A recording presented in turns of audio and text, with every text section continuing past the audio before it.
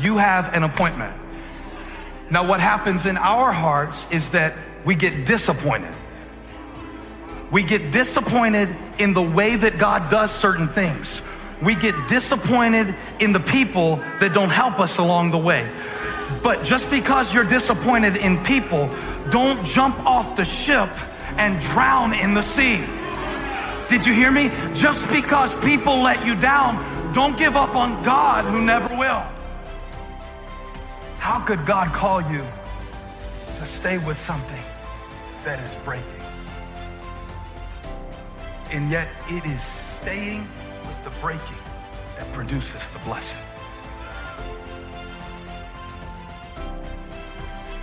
Breaking. Breaking. Not my boat, my heart. My heart is breaking. Did you know that the place God promises will not visit is the broken, the contrite heart? What does that mean?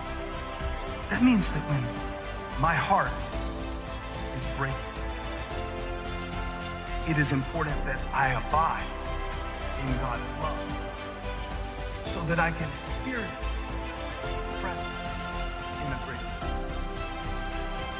It may not be your boat that is broken. It may be your heart. It may be your business. It may be the number in your bank account that is screaming, you are broke. All right, so I am broke. God's not. All right, so this is how I want to preach to get people through a storm. Isn't that what we've been saying?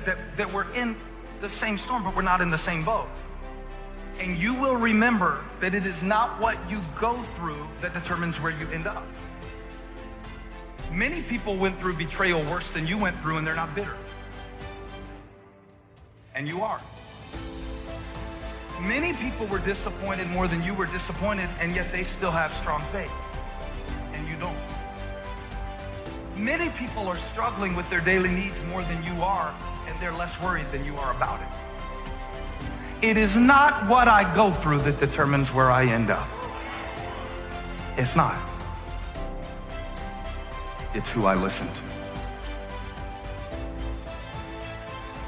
Paul said, you should have taken my advice. I told you. I told you to stay in the harbor. They set out to go to Rome. They got caught up in a storm. They lost their course. And this is what happens, right? You get blown off course. Oh no, this was not on our GPS. Back in the day, we had trip tick, AAA. They didn't put this on my trip tick. This wasn't on my itinerary. You get blown off course, and you start freaking out, and now you're like, oh my God, I was gonna retire in 12 years, but now I see this situation. When you get blown off course, you have got to decide at that point, who will I listen to, and what will I guide by? Who will I listen to? What will I guide by? Now these are the questions that you must answer.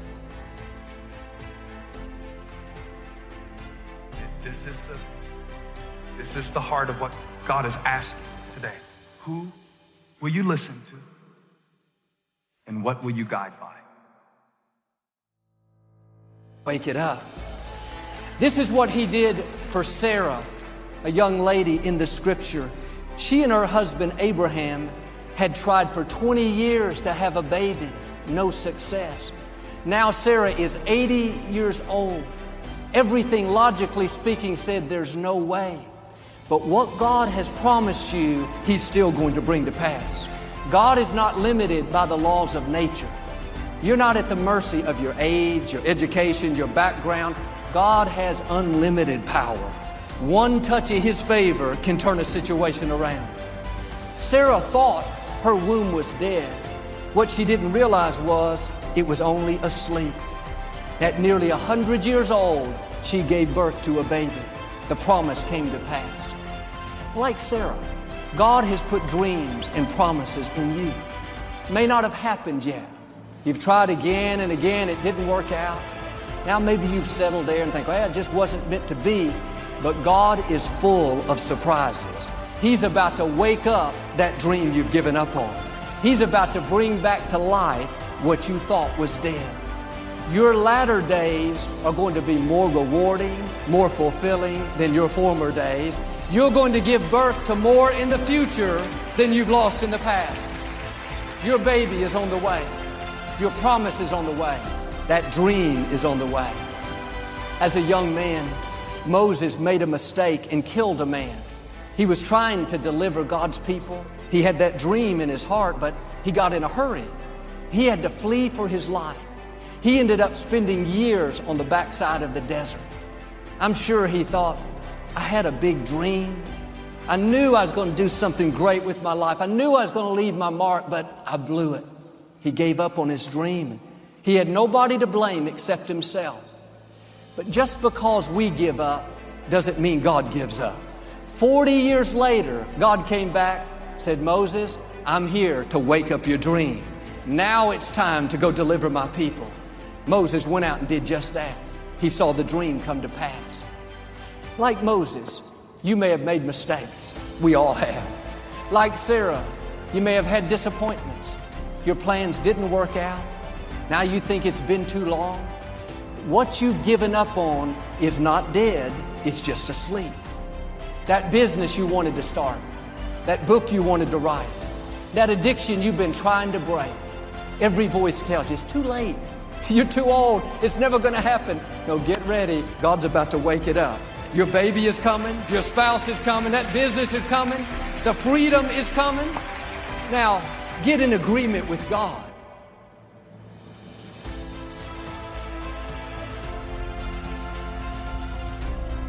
It's hard changing your life.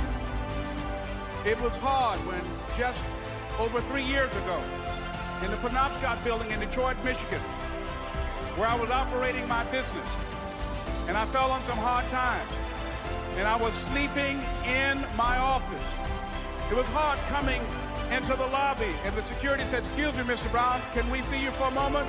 And I said, yes, and I walked up to the counter, and he gave me an envelope. And he said, would you mind reading it here? And I opened the envelope, and the envelope was from management that said, this is an office tower. It's not a hotel. Please do not sleep in your office. And I said, excuse me, sir. I said, I just worked long hours in creating my business. I'm an entrepreneur. And right now, things are bad for me. But they're not going to be this way always. And I just asked for the opportunity to continue to operate like I'm doing. I'm not trying to make this my home. And it was hard coming through the lobby. And sometimes they would laugh. There's a guy talking about becoming successful. And look at it. He's bathing in the bathroom upstairs on the 21st floor.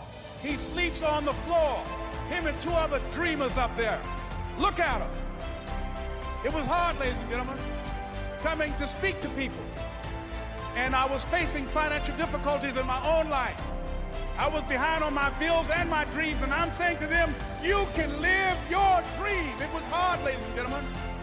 It was very difficult to pick myself up each day believing that I could do it. There were times that I doubted myself. I said, God, why is this happening to me? I'm just trying to take care of my children and my mother. I'm not trying to steal or rob from anybody. Why did this have to happen to me? It was very hard. And here's what I want to say to you. For those of you that have experienced some hardships, don't give up on your dream. No one could have convinced me by holding on, by continuing to push forward, by continuing to run toward my dream, that one day I would have my own talk show. It's a long shot, ladies and gentlemen, from Liberty City, an abandoned building on a floor. Never knowing my mother or father. It's a long shot.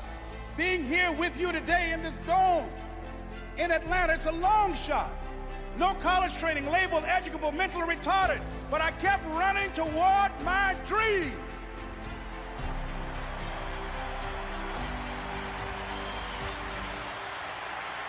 Don't stop.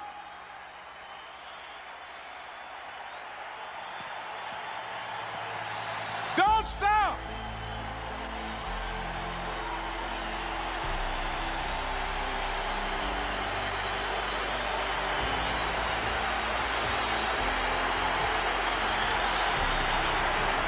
Don't stop running toward your dream. God is not going to let you give up. He's not going to let you get so discouraged that you can't become who you were created to be. You may feel that way at times. The task looks too big, the opposition too strong, the dream is taking too long, you don't have the strength. Don't worry, angels are on the way. You're about to feel a strength that you've never felt, power that you've never had. God is about to lift you. He's breathing victory into your spirit, encouragement, hope, not just strength, but special strength. Strength that causes you to outrun a chariot. Strength to overcome the sickness. Strength to outlast what's trying to stop you. Strength to accomplish what God put in your heart.